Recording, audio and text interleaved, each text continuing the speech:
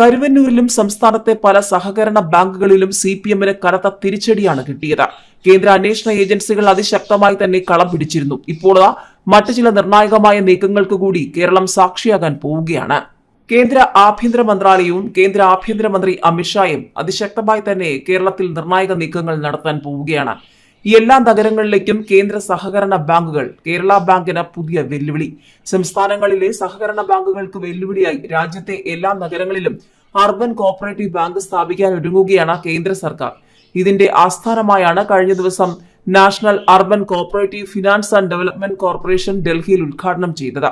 2021 കേന്ദ്രത്തിൽ ആദ്യമായി സഹകരണ വകുപ്പ് രൂപീകരിക്കുകയും അമിത്ഷാ അതിന്റെ മന്ത്രിയാവുകയും ചെയ്തത് ഇത് ലക്ഷ്യം വെച്ച് തന്നെയാണ്. ഗുജറാത്തിലെ സഹകരണ ബാങ്കുകളുടെ സംസ്ഥാന പ്രസിഡന്റും RSSന്റെ കീഴിലുള്ള സഹകാർ ഭാരതിയുടെ ദേശീയ പ്രസിഡന്റുമായ ജ്യോതിന്ദ്ര മേത്തയാണ് NUCFDCയുടെ ചെയർമാൻ. ബാങ്കിംഗ് ഇതര ധനകാര്യ കമ്പനിയായും അർബൻ സഹകരണ ബാങ്കിംഗ് മേഖലയുടെ നിയന്ത്രണ സ്ഥാപനമായും പ്രവർത്തിക്കാൻ റിസർവ് ബാങ്ക് അനുമതിയുണ്ട്. സംസ്ഥാന സർക്കാരിന് അതിശക്തമായ എതിർപ്പുണ്ട്. അക്കാര്യം അറിയിക്കുകയും ചെയ്തിരുന്നു. കേരള ബാങ്കിന് ഭീഷണിയാകുമോ എന്നാണ് ആശങ്ക. സഹകരണ മേഖല സംസ്ഥാനങ്ങളുടെ നിയന്ത്രണത്തിലായിരിക്കണമെന്ന് സുപ്രീം കോടതി വ്യക്തമാക്കിയിട്ടുണ്ട്. ഇത് മറികടക്കാൻ രണ്ടാം UPA സർക്കാർ മൾട്ടി സ്റ്റേറ്റ് സഹകരണ സംഘങ്ങൾക്ക് പ്രവർത്തന അനുമതി കൊടുത്തു.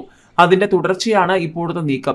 കരുവന്നൂർ തട്ടിപ്പ് പോലുള്ള സംഭവങ്ങളിൽ കേന്ദ്ര ഏജൻസികൾ അന്വേഷണം കടുപ്പിക്കുകയും നബാർഡും റിസർവ് ബാങ്കും സംസ്ഥാന സഹകരണ ബാങ്കുകൾക്ക് നിയന്ത്രണം ശക്തമാക്കുകയും ചെയ്യുന്നതിനിടെയാണ് കൂടുതൽ സ്വാതന്ത്ര്യമുള്ള കേന്ദ്ര അർബൻ ബാങ്കുകൾ എത്തുന്നത്.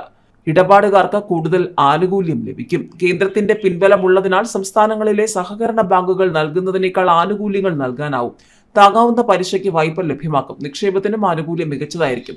ATM, credit, debit card, clearing സംവിധാനം, SRL പരിധി തുടങ്ങി എല്ലാ സൗകര്യങ്ങളോടെയുമാണ് കേന്ദ്രം അർബൻ സഹകരണ ബാങ്കുകൾ തുറക്കുന്നത്.